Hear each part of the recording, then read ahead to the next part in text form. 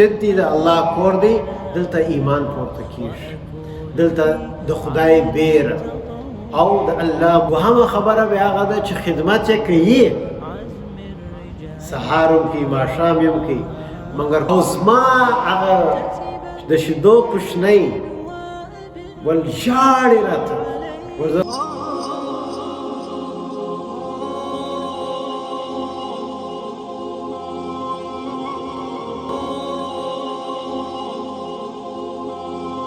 بسم الله الرحمن الرحيم قال الله تعالى في القرآن المجيد بعد أعوذ بالله من الشيطان الرجيم بسم الله الرحمن الرحيم أفحسبتم أنما خلقناكم عبثا وأنكم إلينا لا ترجعون صدق الله العظيم قال النبي صلى الله عليه وسلم لو كانت الدنيا تساوي عند الله جناح بعوضة ما سقى منها كافرا شربة ماء أو كما قال عليه الصلاة والسلام وقال النبي صلى الله عليه وسلم الدنيا دار من لا دار له الدنيا دار من لا دار له ويجمع من لا عقل له أو كما قال عليه الصلاة والسلام السلام عليكم ورحمة الله وبركاته الله سبحانه وتعالى سورة النور کی وائی افحسبتم انما خلقناكم عبثا وانكم الینا لا ترجعون وای تاسی دا گمان کړی دی چې ما تاسو بیکار پیدا کړی یاست عبث معنا هیڅ تاسو مقصد نه دی دنیا ته وانکم الینا لا ترجعون او تاسو دا چورت وای چې بیت ماته ناراضي نو دا آیت الله سبحانه وتعالى د سوال په شکل راوستي یو الله تعالی دا ویل اسوي چې تاسو پیدا شوی یاست د آخرت د تیاری د پاره نه الله تعالی په یو سوال کې دا خبره وکړه وای ترى وای احمد محمود فاطمه رقیه افحسبتم تسچرت وای چې ما ته پیدا کړی یې په دې دنیا کې تر غلیه خلقناکم ما ته جوړ پیدا وکړ ابسا ستایت مقصد نه دی د دنیا کې چې تر غلیه وای د کوشنی میږي سنیواله بیا در غرب پرې بیا در جبرائیل علیه السلام پرې د دیو مقصد دی چې ولی الله تعالی جوړ کړی د مار لا مقصد ستا چې خدای دا مار نړم ولی جوړ کړی دی نو وای تاسو چورت وای تاسو چورت وای چې خدای تعالی ټول پیدا کړی نو الله سبحانه وتعالى وای چې هغه خبره داده چې ومل حیات الدنیا الا متاع الغرور دار الغرور دغه جواب ورکړي چې دغه دنیا دغه یو مسافر خانه ده الله تعالی په سوره ملک کې وایي الذي خلق الموت والحیات ليبلوکم ایکم احسن عملا چې ما مرګ او ژوند شروع کړی دی د نظام د سیستم اسپیټالو کې خلک مړی راواسي او نوی نوی مومنان عمر باسي دا یو ځای دی راواسي وای پیداس بیا دا غځای دی ټلیفون ورته راوکي راسي خپل باډي ډیډ باډي مو یوسي نو الله تعالی وایي زیم چې ما دا نظام شروع کړی دی نو زموږ د پاره ټولو د پاره دا پکار دی موږ انسانان یو ګوره یو ملائکې چې د هغو ایمان پر یوه ځای ولاړ دي لا یعصون ما امر الله چې الله امر ورته وکړي دي ته د ملائکو ته دی داسې نه کېږي بس پر هغه ولاړ چې لا یعصون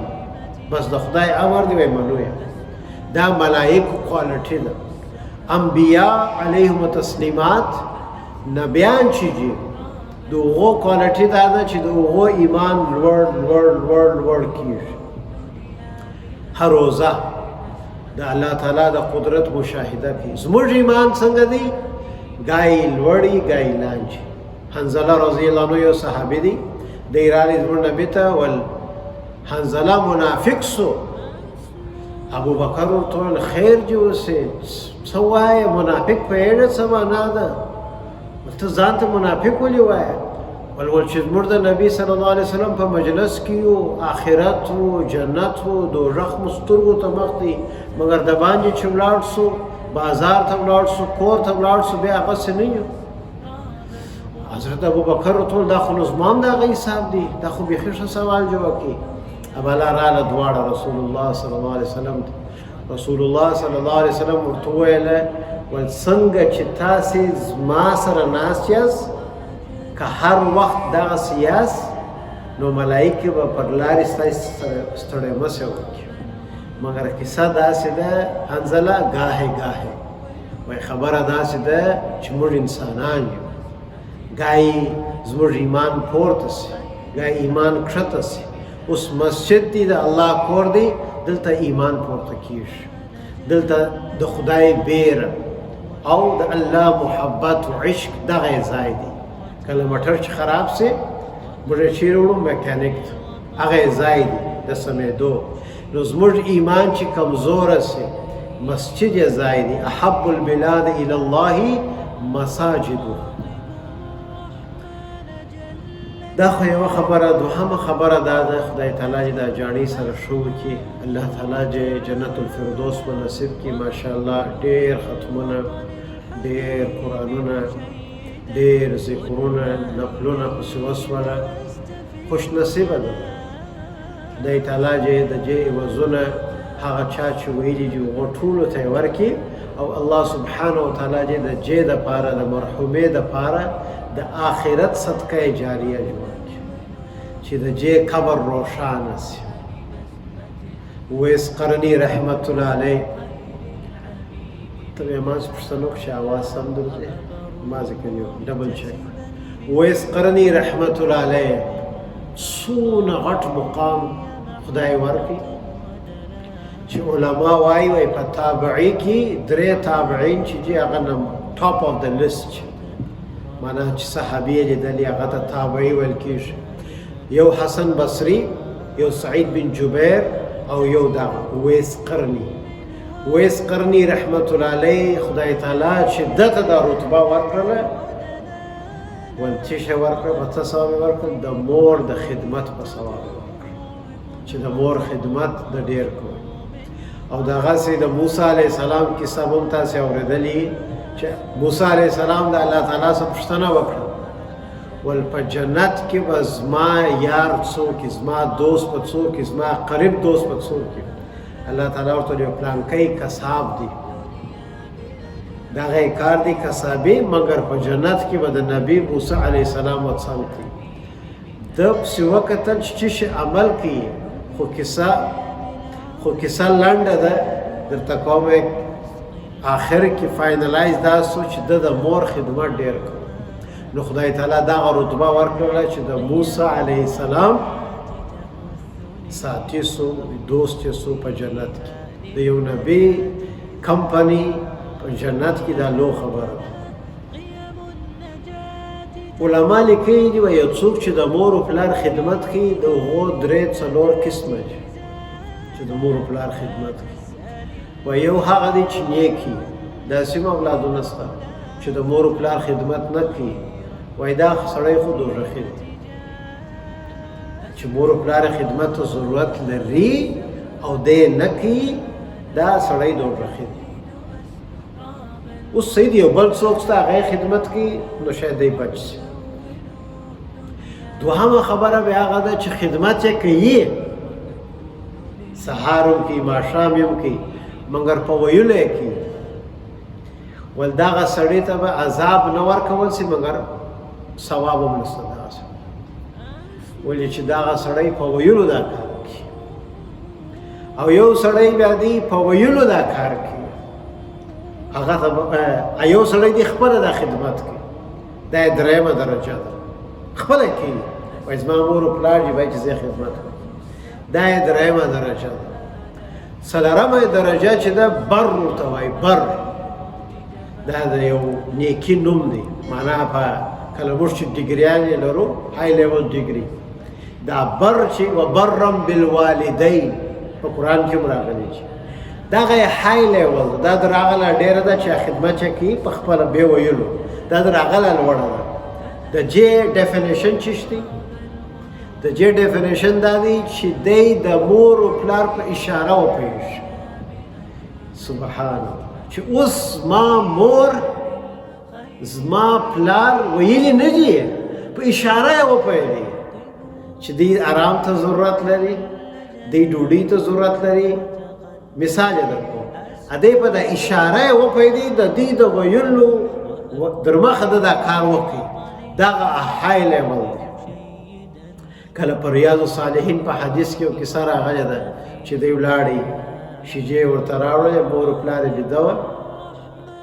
ده ویله ول دا زما عادت و چې دا شیجې به ما خپل اولاد ته نور کوم اول به مې خپل مور و پلار ته وکړم او زما هغه د شیدو کوچنی ول ژاړې راته ول زما دا شیجې نور کوم ډېر مشهوره حدیث دی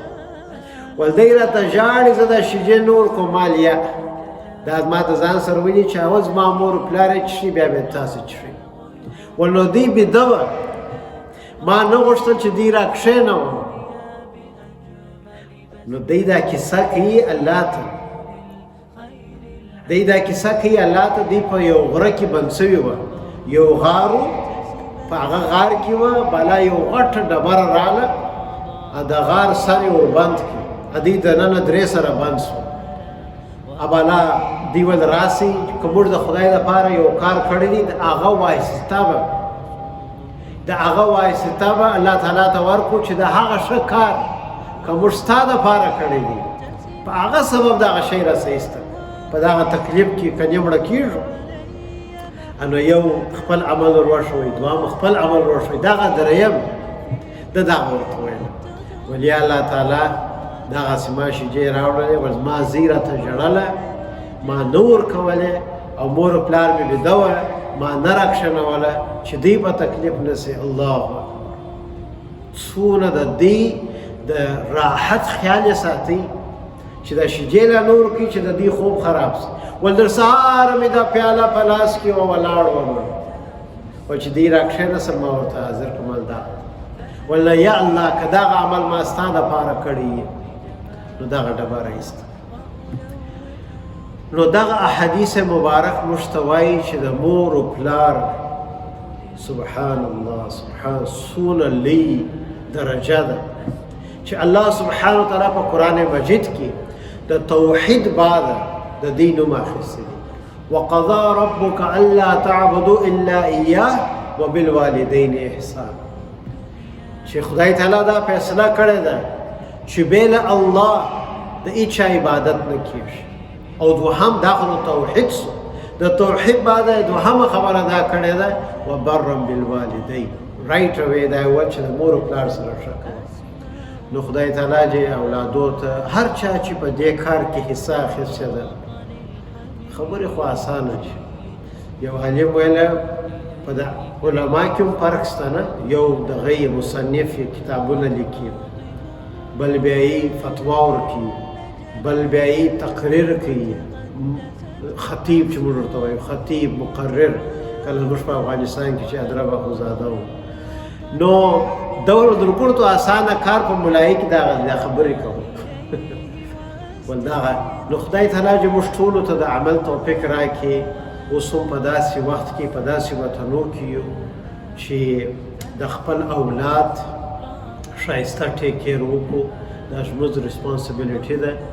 او دغه دنیا خدای تعالی د یو څو ورځو دپاره جوړه کړې ده زه خو مرې دا خبره وایم چې د توبې دروازه خلاصه التائب من الذنب زه والا خپلې خبرې خلاصې کړم التائب من الذنب کمن لا ذنب له وایي هغه سړی چې د ګناهو څخه توبه وکاږي داسې دی که نه ګناه چې کړی لا نه سبحان دا خو حدیث مبارک دی دا توبه دروازه څنګه دروازه ده دا امت ته خدای ورکړي شیطان وایي ما دی په ګناهو برباد کړله مګر دی زه به توبې برباد کړم یو وخت د معاویه رضی الله عنه تهجد ته به راکښېنستی، یو شپه نه راکښېنستی، امانه یې ژړله په دا بله ورځ، بل تهجد راسه قضا سو، د پر تهجد ژړله، موږ پر پاس مانځه راسه قضا سي نه ژاړو، دی وای تهجد راسه قضا سو، دا سبا ګوري سړی رالی راکښېنوي، دی ورته څوک یې؟ وایي زه شیطان یم. وایي نو شیطان کار خو د بدو کارو ته ته ولې ما د تهجد دپاره کښېنوي؟ ول برایي چې دغونه وژړله، دغونه چې وژړله، دا ستا ژړا د زرو تهجد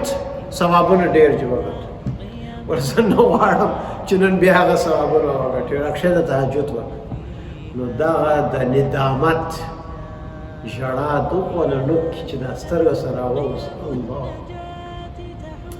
په مدینه کې د یو ښځې سره دا بد کار وسو، دغه ښځې راولاړه سوله د رسول الله حبیب الله کلیم الله صلی الله علیه وسلم په خدمت کې راغله. اوس زما څه دا ګناه وسوه. زموږ نبي مبارک کیسه لنډه کوم، خو سزا یې اول د نه غوښتل چې سزا ورکول سي، یو رقم یې لارو ته رایستله، آخر ته د رجم په ډبرو ویشتل د هغه سزا ولې واده یې درلودې. نو چې دا یې ویشتله، یو صحابي دا مخ دغسې کوي، ولې هغه وینې د جې وینې د ده پر بدن پر کالو مښتلې، یا د یو بل چا اته داسې دا عمل ښکاره کوي چې معنا د ناپاکې ښځې وینې چې بالا زموږ نبي ورته ویل صلی الله علیه وسلم پلانکه یې ول دغه ښځې داسې توبه کښلې ده، ول داسې توبه یې کښلې ده، ول که د دې توبه پر ټوله مدینه باندې تقسیم کې د دوی ټولو بخښنه کېږي، ول داسې توبه یې کښلې. نو زه دا ځان ته وایم، ټولو ته وایم چې د توبه دروازه اوس هم ژوندي یو. پرون یو ورور رالی ما ته یې ویله، ول په هسپتال کې زما خورکۍ ده 3 کاله کېږي، زموږ د افغانستان 3 کاله کېږي په قومه کې. زه ورغلم به حیثیت یو امام، هلته چې ما دا حال ولیدی چې دا انسانان مې ولیدله، هغه حدیث مبارک را په یاد شو، نعمتان مغبون فیهما کثیر من الناس الصحه والفراغ. وایي دوه غټ نعمتونه دي، مګر اکثره خلک زموږ نبي وایي اکثره خلک دغه دوه نعمتونه سم نه استعمالوي. هغه کوم دي؟ الصحه صحت health والفراغ او ټایم. اوس دا خلک چې ما پرون ولیدل، یا الله داسې زه خو داسې ډېر زره غوښتم چې هغه زه خپله دغه شوم چې یا الله چې نن زموږ دغه صحت خدای راکړی، وینې د الله زه ښوروم، د سترګې، د پښه، د بدن، دا د الله یو لوی نعمت دی. په چوکیانو کې ناستې پښې لوړې وې، نارې والې، هغه دنیا خو خرابه سول چې خرابه سوله، آخرت هم خراب سو، ایمان هم نه لري، دنیا خو ولاړه چې ولاړه. نو ما ته دغه حدیث را په یاد سو، الصحه، د خپل صحت وای قدر وکړه، قدر وکړه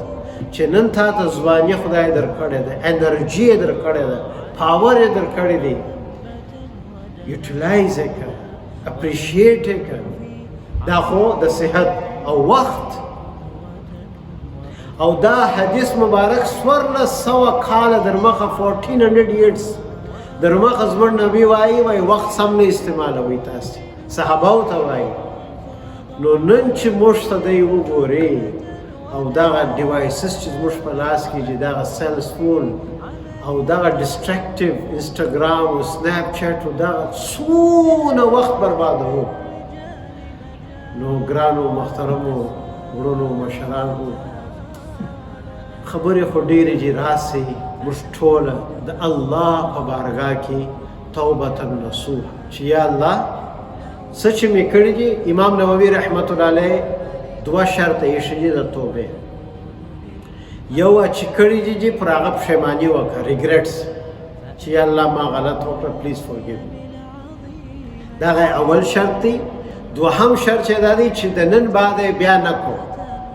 کېدلی سوی یوه او ته بعد ستاسې دا ګناه اوس مګر at the time چې ته دا توبه کاږې ته سینسیر یې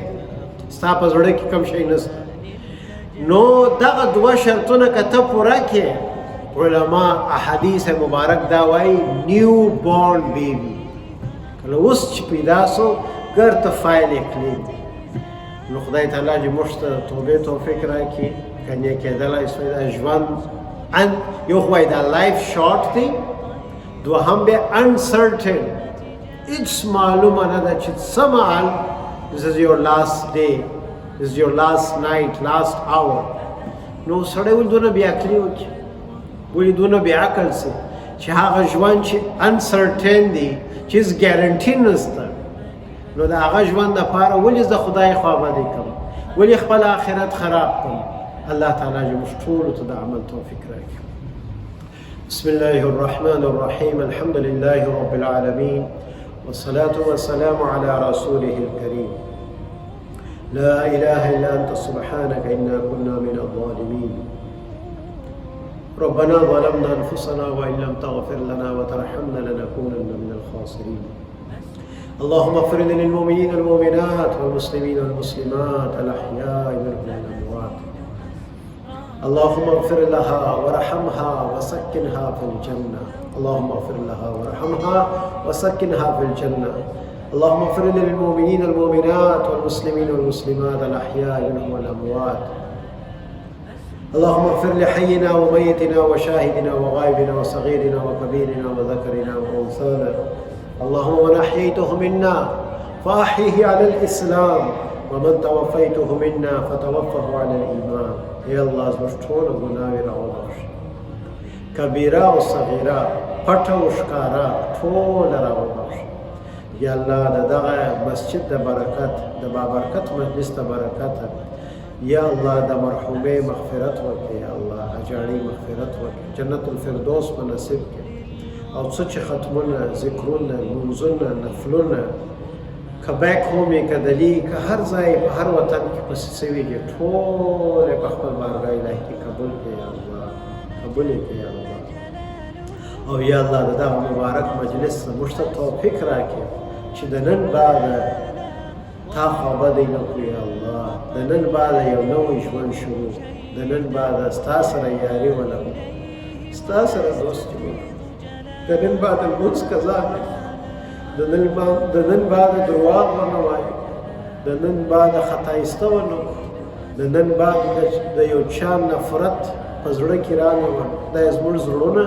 د ټولو مؤمنانو څخه پاک کړي یا الله خدای زموږ د زړونو څخه خیره پاکه کړي یا الله پاک صفای کړي د هر چا دپاره محبت زموږ په زړونو کې یا الله زموږ دنیا هم راښایسته کړي زموږ آخرت هم راښایسته کړي خلک چې ناجوړه دي شفا ورکړي بې روزګاره دي حلال پاکیزه روزي ورکړي بې جوړې دي خدای تعالی یو ښه ځای جوړه په نصیب کړي یا الله یو ښه ځای جوړه په نصیب کړي یا الله یا الله اولاد نه لري اولاد ورکړي نارینه اولاد نه لري نارینه اولاد ورکړي اچھا اولادونه لري خدای نیک کړي صالح کړي یا الله زموږ دنیا هم راښایسته کړي زموږ